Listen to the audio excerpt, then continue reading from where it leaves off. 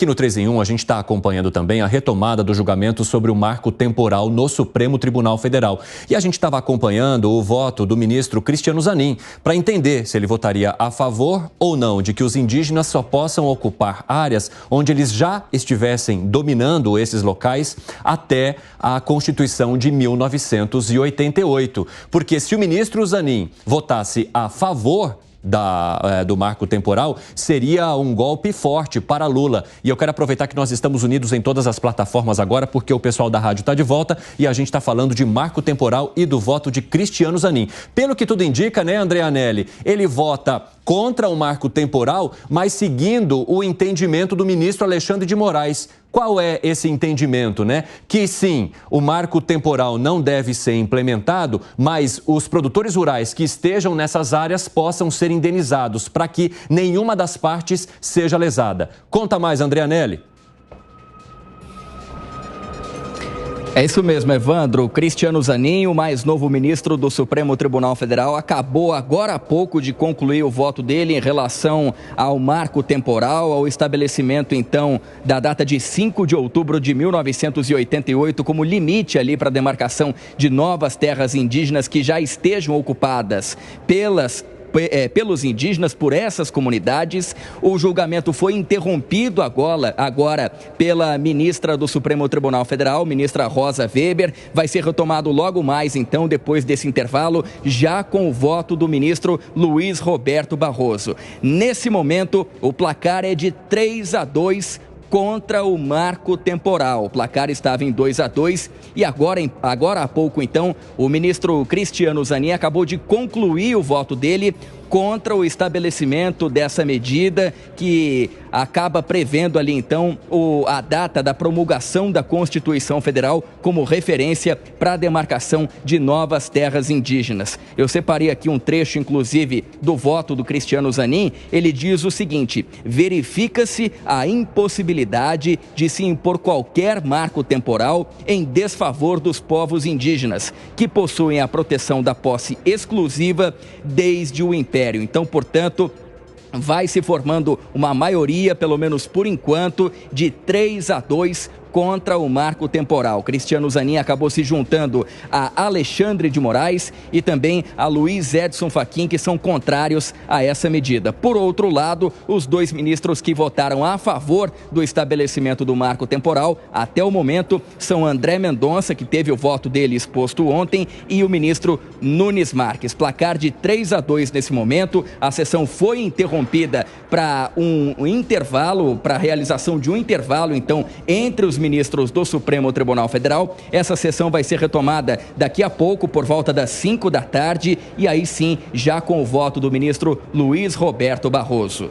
Evandro. André Anelli, muito obrigado por trazer a informação assim pra gente rapidamente, nós que estamos acompanhando também o marco temporal. Bom, nomes e votações bem previsíveis dentro do que esperávamos em relação a esses ministros. Cássio Nunes Marques, André Mendonça votando a favor do marco temporal, Alexandre de Moraes, Luiz Fux e também Cristiano Zanin votando contra o marco temporal, mas com esse adendo aí de que esses proprietários possam ser de alguma forma indenizados nessas áreas. Como é que você enxerga a análise que Zanin faz do marco temporal, hein, Alangani? Olha, eu acho que é mexer num vespeiro, porque...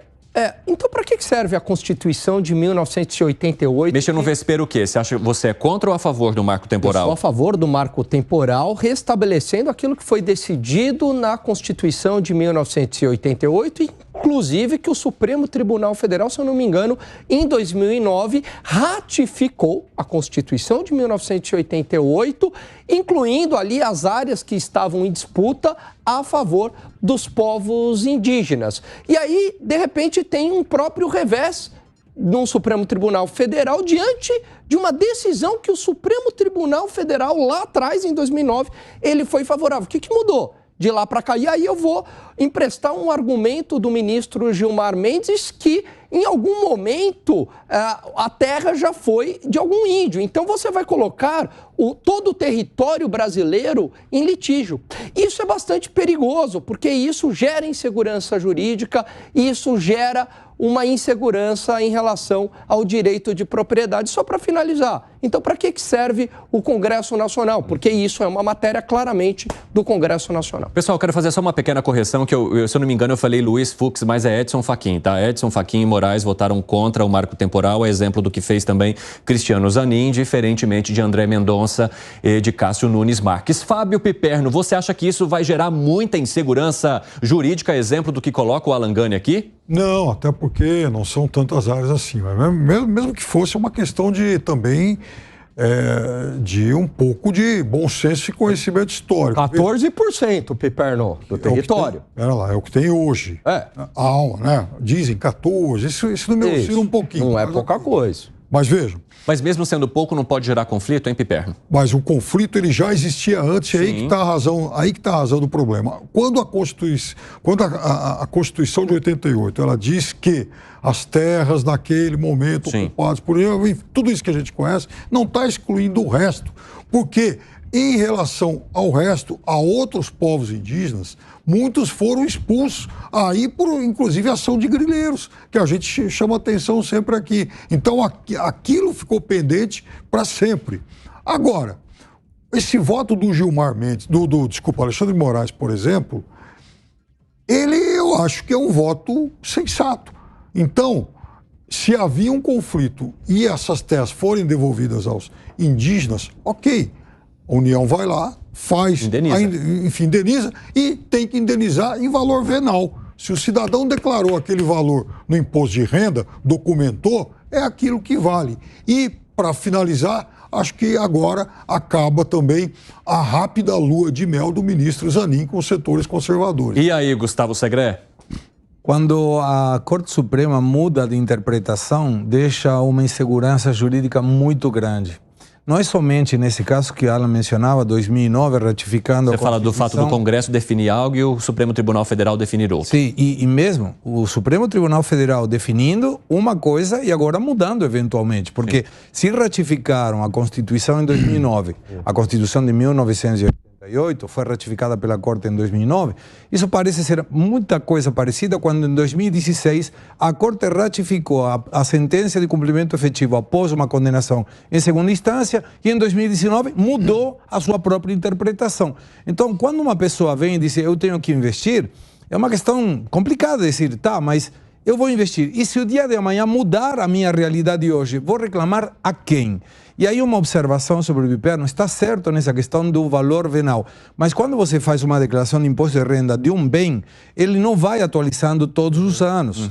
Ele vai atualizando somente no momento que você vende esse bem em relação ao bem anterior. E o que isso pode gerar de problema no teu ponto de vista? Perda para aquele que declarou há muitos anos atrás o valor dessa terra nesse momento, que não necessariamente vai ser o mesmo valor que hoje. Isso não pode gerar muita confusão, hein, Fábio Piperno, no seu ponto de vista? Bom, mas eu, por exemplo, eu não conheço muitos proprietários de terra que declarem, por exemplo, o valor real. Aliás, não só proprietários de terra, enfim, os proprietários em geral que declarem os valores reais dos seus bens. Que foi, Gani? Não, eu acho que a questão dos valores é o menor dos problemas. Eu acho que o grande problema vai ser a insegurança jurídica, que bem colocou aqui o Segré. Então, o investidor que vem para o Brasil, ele sabe que ele não pode nem confiar numa matéria do Congresso Nacional, no que vai ser decidido pelo Congresso Nacional, porque, de repente, um ministro do Supremo Tribunal Federal, com poder monocrático na caneta, pode decidir contrário ao que decidiu o Congresso Nacional. E você não concorda, Piperno? Isso é claramente uma matéria do Congresso Nacional. Não teria que estar sendo discutido no Supremo Tribunal Federal. Isso a gente pode discutir. Em relação à Suprema Corte mudar, isso não é uma novidade, isso não é uma exclusividade nossa. Por exemplo, os conservadores pelo mundo vibraram, ululavam aí, né? Quando a Suprema Corte americana, o ano passado, passou a ter um novo entendimento em relação à questão do aborto. Só que quantos anos? 49 anos. Não, tudo bem, mas você está falando de uma mudança que foi do quê? De quase 50 anos? Isso. Certo? Agora, a gente está falando, 1988...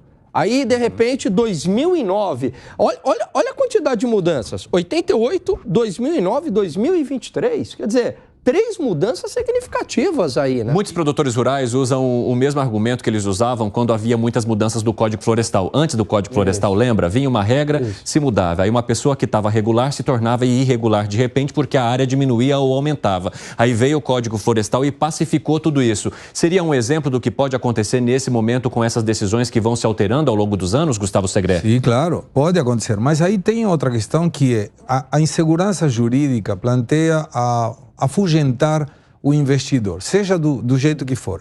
E me dá a sensação que está pedindo a gritos um conflito de interesses entre um dos 2 poderes que formam, junto com o terceiro, a República. Imaginemos por um momento, temos hoje marco temporal, Suprema Corte, Congresso. Temos a despenalização do usuário de drogas, Suprema Corte, Congresso. Se em algum momento um determina o contrário do outro, não tem instância acima para resolver. E aí, como que a gente faz?